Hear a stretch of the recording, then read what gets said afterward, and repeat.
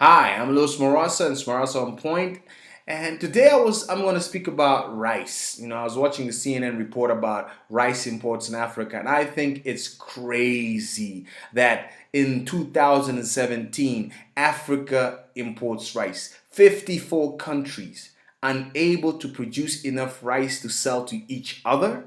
That is ridiculous. Yet on the same continent, you got people that can afford the fanciest cars, the most amazing houses, trips around the world. So I think the elite in Africa really need to start thinking about their country and their continent and start saying, you know what, we need to take some of this money we're always so willing to spend on goods and services from other people's continents and spend it on our own. We need to build up the food production capacity. Nigeria should not be importing rice from America. It should be importing it from its fellow African states. The same thing for Liberia, for South Africa. That rice should not be coming from someplace in the US. It should be coming from somewhere like Zambia, Malawi, Kenya.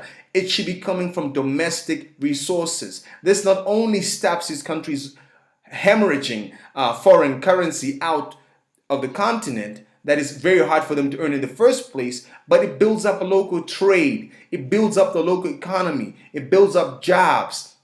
Now, a more economically prosperous and active Africa means that the area becomes more stable and there's more goods and services for everybody to buy. And guess what?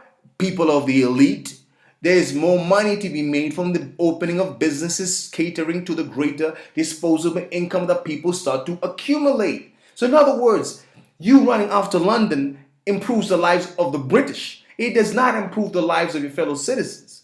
But if you would improve the lives of your fellow citizens and they had money to spend, they would be buying goods and services from a business that probably would be owned by you. So it's to your own advantage, to your own wealth's addition to build up the local economy. You're not doing anybody a favor. You are doing good business. If one other African country was to supply the millions of tons of additional rice that Nigeria needs, come on, would they not pay you? And even if they pay in Naira, I can assure you that there are lots of things you can trade with Nigeria for that would allow you to spend those Nairas in the Nigerian economy or with the region around them. So it's not even a lose situation for you. But you just need to wake up to the reality that the fact that Africa is importing rice from other continents is an opportunity waiting to be tapped into. It's an opportunity for those who understand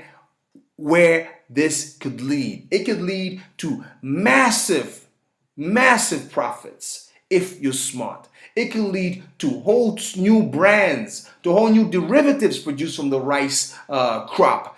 It's really just a matter of saying, you know what, instead of looking at these things and saying it's always been that way, it doesn't have to be. You can produce domestically to meet the needs of all African countries, trade within the region to the benefit of each other. And then you'll have less African people complaining about employment, trying to run off to the US or trying to run off to Europe because there's no employment in their own domestic areas.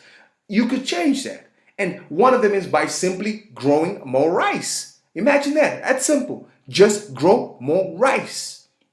The next challenge is logistics. Africa has got terrible logistics. Flying around Africa is a nightmare. Why is that? Because the OAU or the AU is not working together to reduce the cost of flying between African states because they figure they have something to lose. You don't. You have so much more to gain in trade, in tourism opportunities amongst African countries. So it's really, I would have hoped that the universities in Africa would be spending their time applying their intellect to trying to solve the logistical challenges of their own continent.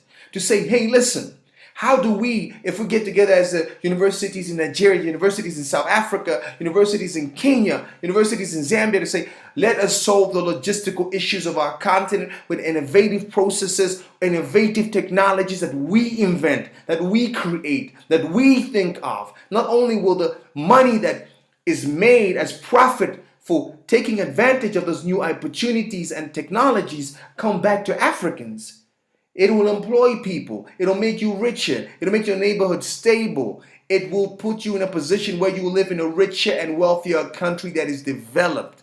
You cannot spend your time teaching your states or thinking up ideas that do not empower your own people.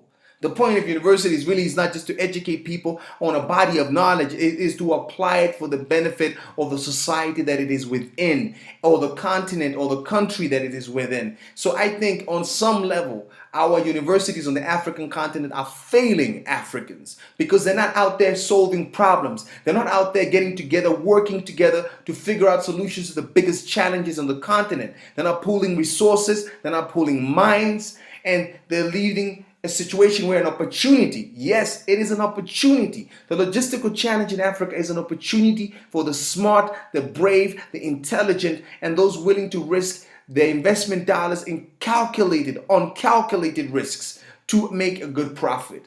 You cannot wait for the Chinese to do it. You cannot wait for the Europeans to do it. You cannot wait for the Americans to do it. Because let me tell you something. The Americans, the Europeans, and the Chinese are only interested in improving logistic networks that lead to one direction. A quicker way to get your resources from where they are in your country to the US or to Europe or to China, not to where your people are or between your people. The only person, the only people, the only institutions that are interested and should be number one pushing for fixing these problems and creating avenues of logistics that are for the good of the people within the continent, within the country, within the village and the town are you, the Africans. So I really think Africans need to think about this. Like, what are you doing about your logistical challenges? And you cannot keep on borrowing solutions from Europe that without changing them. This is once again a problem with the universities. You cannot take a technology of building a road that is unsuitable for Africa, too expensive for Africa. I would have thought that African universities would be number one trying to figure out how to make a cheap road that is weather durable, that can withstand rains, it can withstand the heat,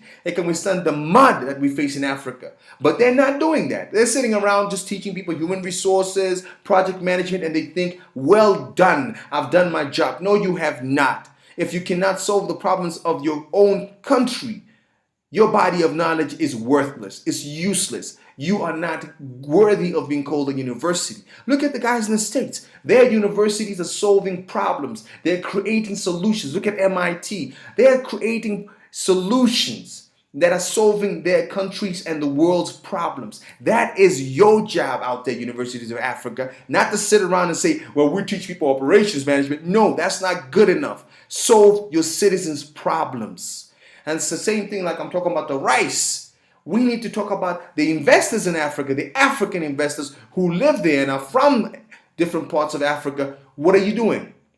A massive opportunity to sell rice on the continent is yours to take advantage of. But you're going to wait until some guy in China or in the US figures it out and comes and opens up massive rice farms and takes the opportunity you are supposed to have. That's the $1 billion you were supposed to earn. That's the money you were supposed to have in your bank account, suddenly showing up on a New York bank account, in a Washington DC bank account, in a London bank account, just because you refuse to take the blessing being given to you. Yes, it is a blessing for you to go out there and take advantage of this rice deficit on the African continent. It is an opportunity to go out there and take advantage of the logistic opportunity in Africa. It is a great opportunity for so many people. And I'm hoping that somewhere out there somebody is understanding what I'm saying.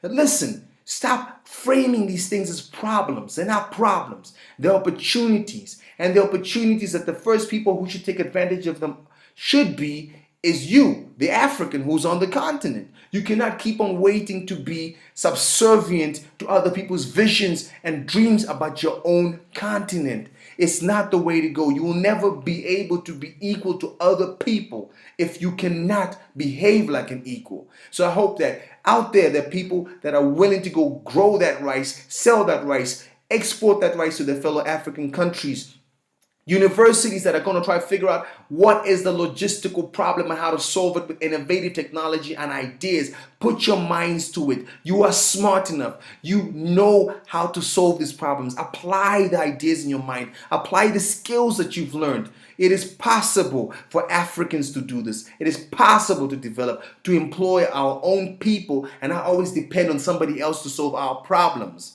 Apartheid is over. Colonialism is over. Yes, there's still people trying to manipulate your market to make it their opportunity, never yours. Fight back. Fight for that opportunity. The Japanese rice market is one of the toughest markets to get into in the rice market. Do you know why? Because the Japanese don't play when it comes to their food market. They understand how important it is for them to grow domestic resources, to use domestic resources to grow food consumed by their population. Because if you cannot grow your own food, you are at the mercy of others. And that is unacceptable. So go out there, take advantage of that opportunity. Don't let somebody else come do it. It's yours. You might agree with me, you may not agree with me, but hey, go ahead, put your points down below. Let me know if you think I'm crazy or if this is an opportunity you should be chasing after. It's your continent, your countries, your people, and frankly speaking, your $1 billion to make. Go out there and make it.